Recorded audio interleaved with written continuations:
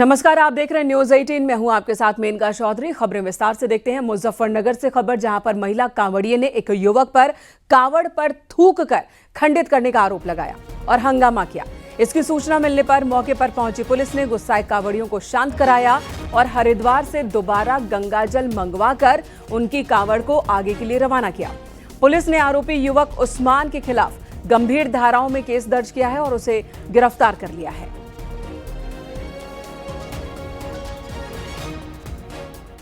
पुरकाजी में एक घटना हुई है, क्या है पूरा प्रकरण, क्या कार्रवाई हुई इसमें? आज जनपद मुजफ्फरनगर के थाना पुरकाजी में एक महिला कावड़िया द्वारा अपनी कावड़ रख के विश्राम किया जा रहा था। उसी दौरान एक व्यक्ति द्वारा वहां पे उस कावड़ को थूक कर उसको खंडित करने की घटना पुलिस के संज्ञान में आई थी। पुलिस ने तुरंत मौके पे पहुंच के घटना का संज्ञान लिया और जो कावड़िए थे उनसे बातचीत करके, जो सिविल सोसाइटी के लोग हैं उनसे बातचीत करके और उनकी पुनः हरिद्वार से पवित्र कावड़ मंगवाई गई और उनको सुपुर्द की गई। पुलिस ने इस मामले में गंभीर धाराओं में मुकदमा पंजीकृत करते हुए अभियुक्त को गिरफ्तार किया है, जिसका नाम उस्मान पुत्र घसीटा निवासी पुरकाजी है। और इस मामले में विधिक कार्रवाई करते हुए पुलिस इस अभियुक्त को माननीय न्यायालय के समक्ष प्रस्तुत करेगी। बिनेश पवार हमारे साथ फोन लाइन पर मौजूद है। बिनेश, इस तरह के विवाद बार बार सामने आ रहे हैं। मौजूदा प्रकरण में किन धाराओं के तहत युवक की गिरफ्तारी हुई है? पूरे मामले में जो पुलिस ने कार्रवाई की है उसमें कार्रवाई करने के बाद जो आरोपी है उसको तो जेल भेज दिया है।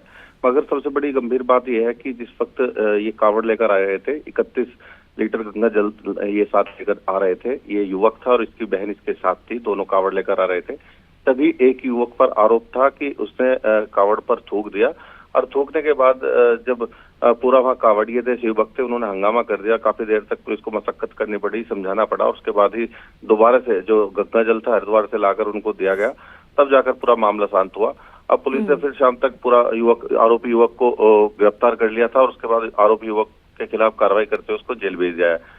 अब इसके बाद पुलिस से जब इस बारे में बात की गई तो पुलिस का कहना यह है कि ऐसे मामलों से बचने के लिए लगातार पुलिस पूरी सतर्क है और साथ साथ जो सीसीटीवी कैमरे हैं उसको भी पूरा मॉनिटरिंग की जा रही है। ठीक है, ये तो कानूनी कार्रवाई और तैयारी के नजरिए से जानकारी हुई। क्या उस युवक ने बताया कि उसने ऐसा क्यों किया? देखिए, इस बारे में पुलिस ने कोई जानकारी नहीं दी है और मीडिया से भी उस युवक की कोई बात नहीं हुई है, इसलिए इस बारे में कोई जानकारी नहीं मिल पाई है कि उस युवक ने आखिर ऐसा क्यों किया। हालांकि इतना जरूर है कि जो आसपास के जो लोग थे उनका साफ तौर पर यही कहना था कि युवक वहां से गुजर रहा था और उसको उन्होंने जो कावड़ थी, कावड़ पर थूकते हुए जरूर देखा था और उसके बाद ये पूरा खेड़ा खड़ा हुआ। धन्यवाद आपका विनेश, इस वक्त पूरी जानकारी देने के लिए। सीएम योगी ने गाजियाबाद से लेकर बिजनौर तक कांवड़ रूट का हवाई निरीक्षण किया और तैयारियों का जायजा लिया। सीएम योगी आदित्यनाथ ने कांवड़ यात्रा की तैयारियों के बारे में अधिकारियों से भी जानकारी ली है। सीएम योगी ने कांवड़ रूट पर साफ सफाई रखने के निर्देश दिए और कांवड़ यात्रा को अपवित्र करने की कोशिश करने वालों पर सख्त कार्रवाई के निर्देश दिए गए हैं। सीएम योगी ने कहा कि श्रद्धालुओं की सुविधा सर्वोच्च प्राथमिकता है।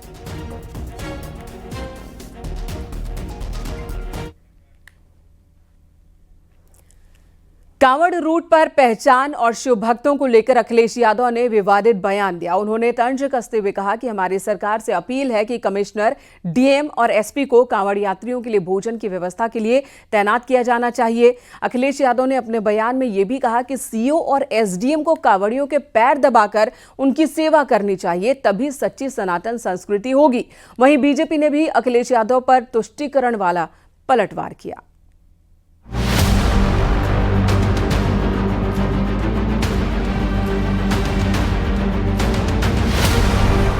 कांवड़ मार्ग में मालिकों के नेम प्लेट लगाने को लेकर अखिलेश यादव ने सरकार पर बड़ा हमला बोला। अखिलेश ने तंज कसते हुए कहा कि कमिश्नर, डीएम और एसपी को कांवड़ यात्रियों के लिए भोजन की व्यवस्था के लिए तैनात किया जाना चाहिए।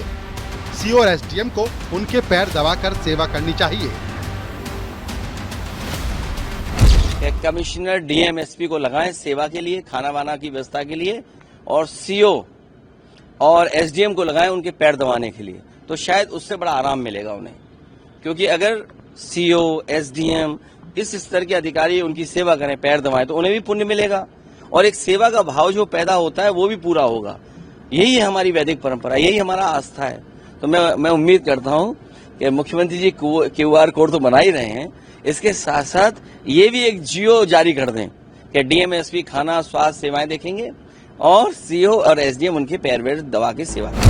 यूपी सरकार में मंत्री कपिल देव अग्रवाल ने पूछा है कि आखिर क्यों पहचान छिपाने वालों की पैरवी की जा रही है। वहीं केंद्रीय मंत्री BL वर्मा ने अखिलेश यादव पर हिंदू त्योहारों में तुष्टीकरण करने का आरोप लगाया है कि अपना नाम न छिपाए। देखिए, इस्लाम धर्म में मैंने देखा है 2 साल का 3 साल का बच्चा भी टोपी लगा के चलता है, किसी को आपत्ति नहीं है। मदरसे में जाता है, स्कूल में जाता है, टोपी लगाता है। तो फिर दुकानदारी में, ठेले पे, ढाबे पे, रेस्टोरेंट पे नाम और अपने वर्ग को, अपनी पहचान को क्यों छिपाना? आखिर तुष्टीकरण की राजनीति करते करते तुम कहाँ तक जाना चाहते हो?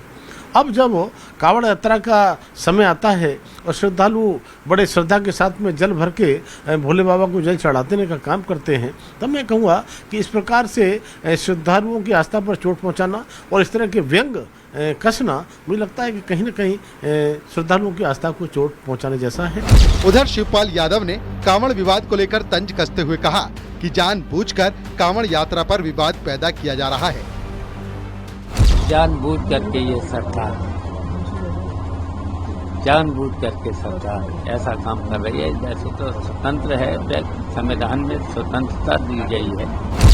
कांवड़ यात्रा में नेम प्लेट विवाद पर कांग्रेस नेता सलमान खुर्शीद का कहना है कि मुस्लिम समुदाय के लोग देवी देवताओं के नाम पर होटल चला रहे हैं, हमें इनका सम्मान करना चाहिए, सभी धर्मों का सम्मान करना चाहिए।